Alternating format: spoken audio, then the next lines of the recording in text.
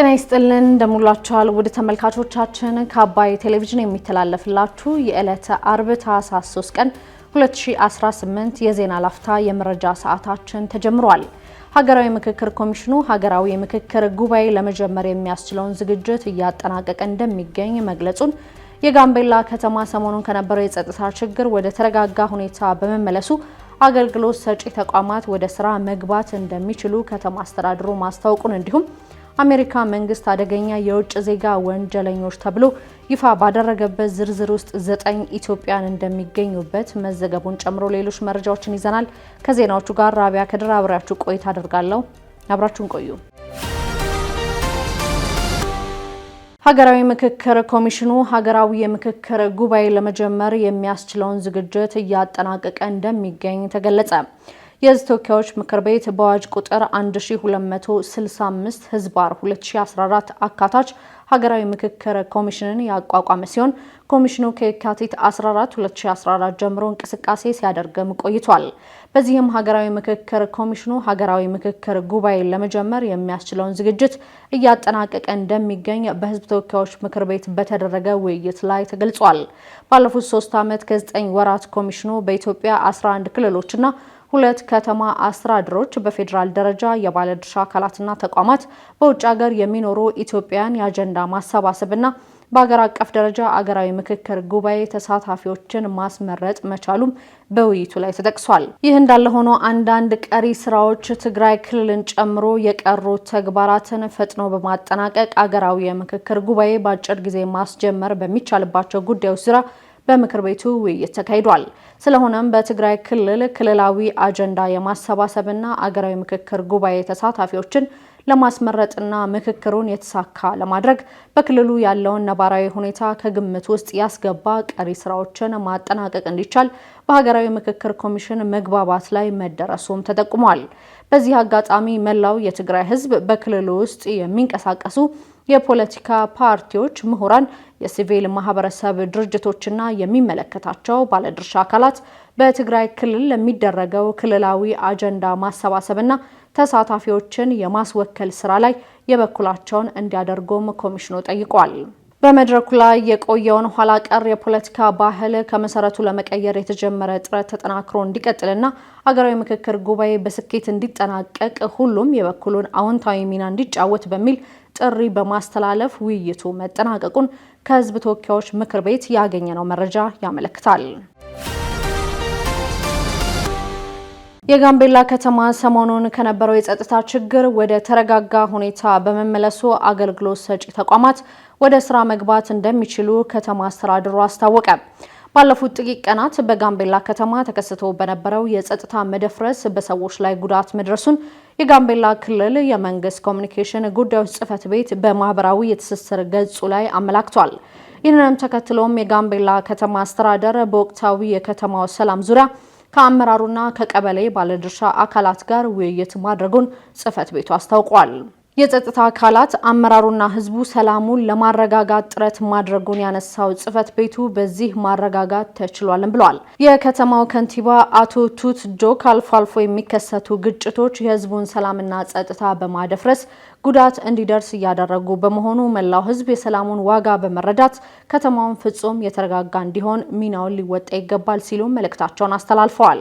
ሰሞኑን ከነበረው የጸጥታ ችግር አሁን ላይ የከተማው ሰላም የተረጋጋ በመሆኑ አገልግሎት ሰጪ ተቋማት ያለ ስጋት ለህብረተሰቡ አገልግሎት መስጠት ይችላሉ ብለዋል። በቀጣይም ከተማው ሰላማዊ ሆኖ እንዲቀጥል ከሚመለከታቸው ባለድርሻ አካላት እንዲሁም ከህብረተሰቡ ጋር ውይይቶች ይደረጋሉ ሲሉም ገልጸዋል። የጋምቤላ ከተማ አስተዳደር ምክትል ከንቲባ አቶ ኡቶር ኡኩጉ በበኩላቸው በከተማው ያለው ሰላም እንዲሻሻል የተለያዩ ስራዎች እያከናወኑ መሆናቸውን ጠቁመዋል። የውይይቱ ተሳታፊዎች የጸጥታ ችግሩን ተከትሎ ተሳታፊ በሆኑ አካላት ላይ የህግ ተጠያቂነት እንዲሰፍን መጠየቃቸውም ተጠቁሟል። የጋምቤላ ክልል መቀመጫ በሆነችው የጋምቤላ ከተማ ከምሽት 1 ሰዓት በኋላ በሚደረግ የተሽከርካሪና የሰው እንቅስቃሴ ላይ ከትናንት በስቲያ ማክሰኞ ህዳር 30 ቀን 2018 ክልከላ መጣሉም ይታወሳል።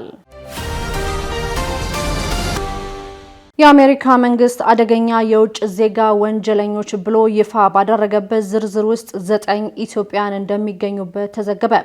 የፕሬዝዳንት ዶናልድ ትራምፕ አስተዳደር በስደተኞች ላይ እየወሰደ ካለው ጠንካራ እርምጃ ጋር በተያያዘ የአሜሪካ አገር ውስጥ ደህንነት መስሪያ ቤት ከሁሉም የከፋ አደገኛ የውጭ ዜጋ ያላቸውን ወንጀለኞች ዝርዝር ይፋ ማድረጉም ተዘግቧል። በዚህ ዝርዝር ውስጥ ከተለያዩ የዩናይትድ ስቴትስ ግዛቶች የተያዙ 8 ወንዶችና አንዲት ሴት ኢትዮጵያን ፎቶግራፍና ስም የፈጸሙት ወንጀልና ከየትኛው የአሜሪካ ግዛት እንደሆነ ይፋ መደረጉም ተጠቁሟል። ኢትዮጵያውያኑ በግድያ፣ በእጽ ዝውውር፣ የጦር መሳሪያ ይዞ በመገኘት በዘረፋና በሌሎች ወንጀሎች ላይ የተገኙ መሆናቸውንም የወጣው ዝርዝር ያመለክታል። አደገኛ ተብለው የተለዩ 9 ኢትዮጵያውያን ካንዱ በስተቀር የሁሉም ፎቶ ፈጽሟቸዋል ከተባለው ወንጀሎች ጋር ለሕዝብ ይፋ መደረጉንም ቢቢሲ ዘግቧል።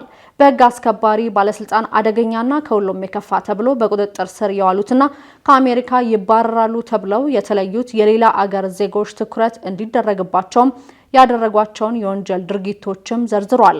ከተጠቀሱት መካከልም የቤት ውስጥ ጥቃት፣ በተደጋጋሚ ጠጥቶ ማሽከርከር፣ ዘረፋ፣ ልጆችን ማገት፣ የሽብር ማስፈራሪያ፣ በጦር መሳሪያ ጥቃት መፈጸም፣ የተሰረቁ ንብረቶችን መቀበል፣ የፍርድ ቤት ትዕዛዝን አለማክበር፣ ህገወጥ የገንዘብ ዝውውር እንደሚገኙበትም ተመላክቷል።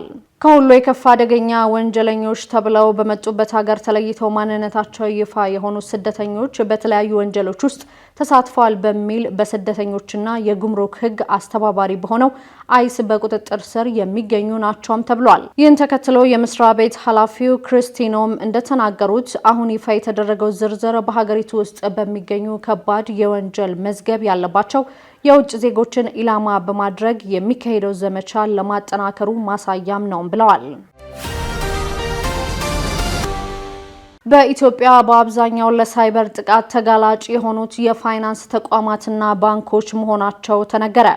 በአብዛኛው ለሳይበር ጥቃት ተጋላጭ የሆኑት የፋይናንስ ተቋማትና ባንኮች መሆናቸውን የኢንፎርሜሽን መረብ ደህንነት አስተዳደር ገልጿል። በአስተዳደሩ የሳይበር መከላከል ዳይሬክቶሬት ዳይሬክተር መሐመድ ፈረጅ የፋይናንስ ተቋማት፣ ሚኒስትሮች፣ የሕክምና ተቋማት፣ ዩኒቨርሲቲዎች፣ የቴሌኮም አገልግሎት አቅራቢ ተቋማት፣ የጸጥታና ደህንነት ተቋማት እንዲሁም ሚዲያዎች በተደጋጋሚ ለጥቃቱ ኢላማ እንደሚደረጉም ተናግረዋል። ስለዚህም የሳይበር ጥቃት ተጋላጭነትን ለመቀነስ ቁልፍ የመሰረተ ልማት ተቋማትን የሚመሩ አካላት ዘርፉን ወይም ተቋም ተኮር የሳይበር ደህንነት ፖሊሲዎችና ፍሬምወርኮችን መንደፍ እንደሚጠበቅባቸውም ዳይሬክተሩ አሳስበዋል። ኢዜአ እንደዘገበው ተቋማት በሰው በአሰራር ስርዓትና በቴክኖሎጂ ተቋማት ራሳቸውን ዝግጁ ማድረግ እንዳለባቸውም ዳይሬክተሩ መክረዋል። የሳይበር ደህንነት በተቋማት ለማረጋገጥ ዝቅተኛ የሚባሉትን የደህንነት መስፈርቶች ማሟላትና ተግባራዊነትን መከታተል እንደሚጠበቅም የተናገሩት ዳይሬክተሩ ጠንካራ የመከላከያ አቅም መገንባትና ስጋትን ዜሮ ማድረግ እንደሚያስፈልግም ጠቅሰዋል።